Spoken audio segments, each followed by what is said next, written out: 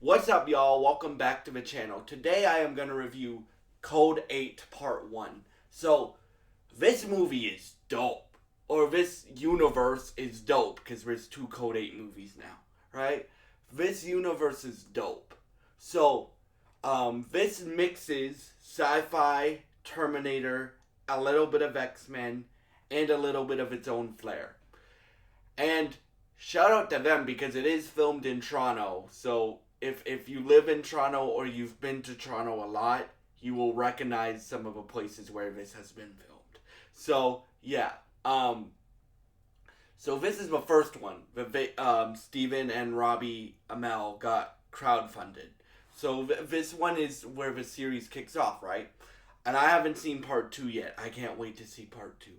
This movie is dope. Now, it stars Stephen and Robbie Amell, and if you don't know who both of those are, Stephen Amell, who's one of my favorite actors of all time, played Arrow, Oliver Queen, for a decade plus, right? I grew up on that show, right?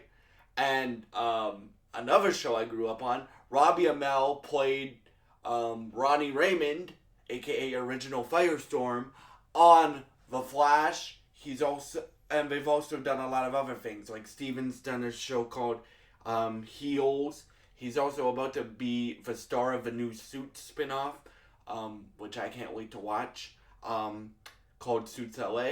So yeah, those are the two like leads of a movie, right? So um, this world is very unique, right? Because it almost reminds me of like a mix of like a bit of X-Men with like RoboCop and Terminator and a bunch of influences that go into one. So I'll give you a brief summary of part one. So um, Connor is played by Robbie Amell, right? And he's a good kid, right? Him and his mom are both powered people, right? So his mom has ice powers, but she's very very sick. Like she has tumors in her head, right? So she's very very sick. Garrett, played by Stephen Amell, is a shady person, right? Like he does a lot of bad things, right? Right? He's not a,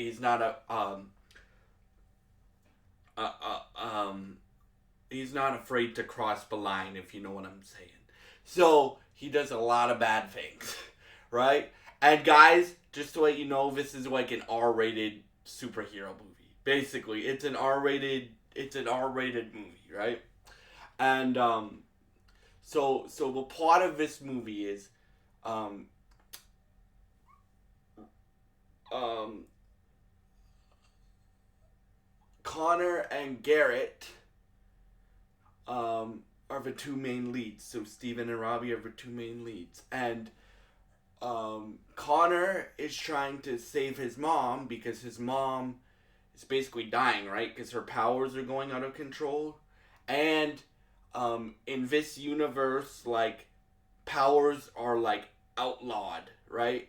And they're like, don't use your powers or we'll send down like our, they call them guardians. They basically look like terminators, right? So like um and they also have like a big police force, right? So you have Connor, who really doesn't know how to use his powers. He knows he has powers, but like you you have Garrett teaching him how to use his powers, and there's multiple heists in this movie where like one heist they rob a bank, and then they get betrayed by like Garrett's boss, so Garrett's pissed off, and you also have a healer. So there's a bunch of different powers, and they have them like in classes, right? So like the more dangerous you are in this world, um, in this Code 8 world, the more like up there you are. So like Connor is a class 5. They don't say what class Garrett is, but Garrett is pretty well like a master with his powers, right? Let's just put it that way. So it's cool here to see Stephen Amell play the villain, well, play a shadier guy, right? It's cool here to see him play that, right? Um, and Robbie Amell, all the performances are great, and shout out to them too, because they're both Canadian. I think they're both from Toronto, right? Or British Columbia, one of those two places, and uh, and this movie is filmed in Hamilton and in Toronto. So if you either live in one of those places or you've been to one of those places a lot, you will see like landmarks that they use to film this movie. So yeah. So let's get into the plot. So you basically have Connor trying to save his mom because again his mom's dying, and Connor and his mom are very lower class, let's just say that. And they don't have the money to get her operation, right? So Connor, um, looking for a way to get money, and keep in mind these powers are like almost banned in this universe, right? Um, Connor meets Garrett, and Garrett's like, I need a level 5 electric, right? Which, because Connor has electric powers, right? And so I need a level 5 electric. So throughout the movie, you see Connor getting better and better and better with his powers, but Connor's like, don't, no killing, no killing, no killing, no killing. Like Garrett and his crew are like fine. Like they're like, if it happens, it happens. Like we gotta get the money and go, basically, right? Connor's not like that though. Connor's like, I'll help you, but no hurting people, right? No, like you can tie them up and stuff like that. So until the end of the movie. So Connor meets Mia. Now Mia is a healer because there's a bunch of different powers in this movie. A healer for Garrett's boss, who betrays Garrett at the end of a movie. So Garrett and and Connor are basically committing heist this whole movie, and with a lot of character development in there. And I'm just interested to see more of this world. Like I can't wait to watch part 2. That's why I'm reviewing this I guess series, because I'm gonna review part 2 probably tomorrow or Friday. Because I really liked part 1, and again Stephen Amell is one of my favorite actors of all time, and I really like Robbie Amell. So yeah, in fact the whole cast was great. So you basically have, and the ending of the movie is crazy too, right? Um, so Robbie, Connor is like after all the bad things that Connor does in this movie, um, he feels really guilty because after he makes Mia like almost heal his mom, but every time Mia heals somebody, she hurts herself. Like it's not like a free healing ability. Like she, in order to heal somebody, she has to take on their pain or their disorder or whatever she's trying to heal, right? So, um, at first, Connor's like making her do it at the end of a movie because the reason why Connor comes back to stop Garrett's boss, Marcus, is so that he can take Mia to heal his mom, who, again, is really, really sick, right? And throughout the movie, like Connor is a lot like if you're looking for a character to compare him to, he's a lot like Cole McGrath from the Infamous games. Same powers and stuff like that. Like not afraid to do some shit to get what he wants, but he has a good heart, basically, right? And you have this team of powered people. So you have like Garrett and Connor and a bunch of other people. And why Garrett is so pissed off is that's Garrett's crew, right? Before Connor joins it, right? So that, like, there's Garrett. I forget the dude's name. I forget the other two's name, but it's a dude and a woman, right? And Garrett really cares about these people because, again, that's his crew. So when it happens that Garrett's boss betrays him, he's really pissed off. And Garrett has metal manipulation powers, right? So like he'll like or like he he's either a telepath or um uh he's either a telepath or he's a metal manipulator. They don't really distinguish it. But he's really pissed off. So the cops, thanks to Connor's information, are like raiding um Garrett's boss's like penthouse, and uh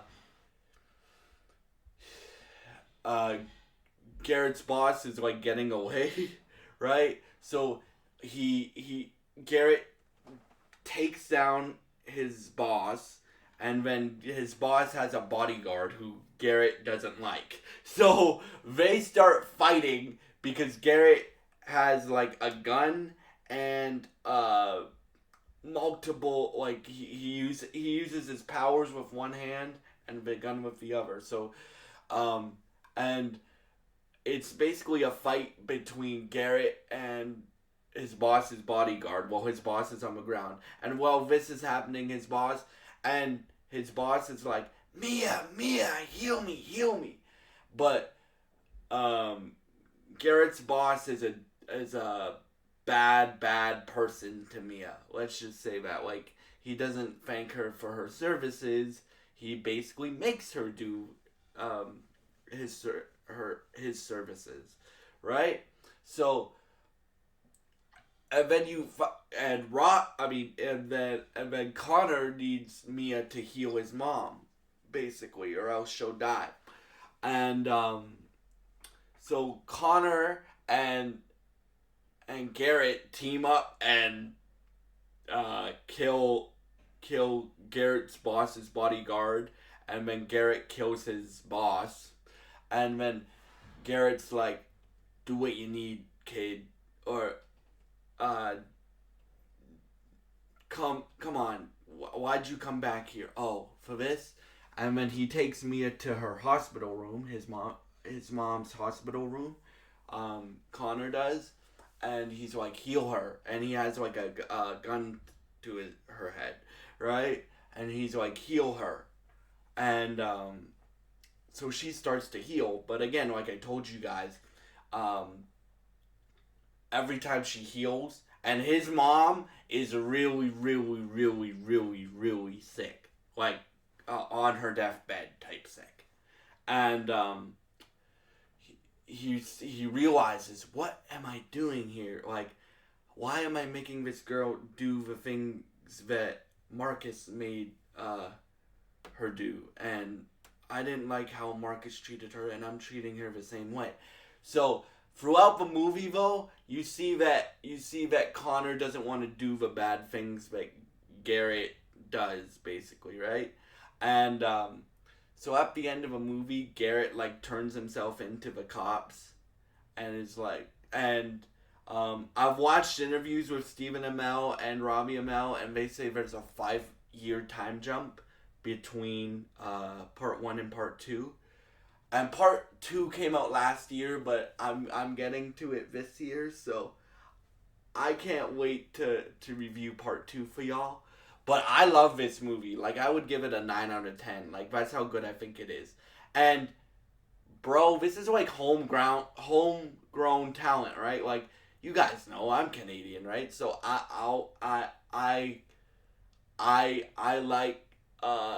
like supporting Canadian things. Like, I just reviewed the Drake album on this channel. I just reviewed Sullivan's Crossing, and I cover a lot of Canadian country on my country channel, right? So I just love to see like creative people make creative things, and I cannot wait to see part 2, and I hope there's a part 3. And yeah, thank y'all so much for watching. If you have seen Code 8 part 1, please leave your thoughts in the comments below. Thank you for watching, and goodbye.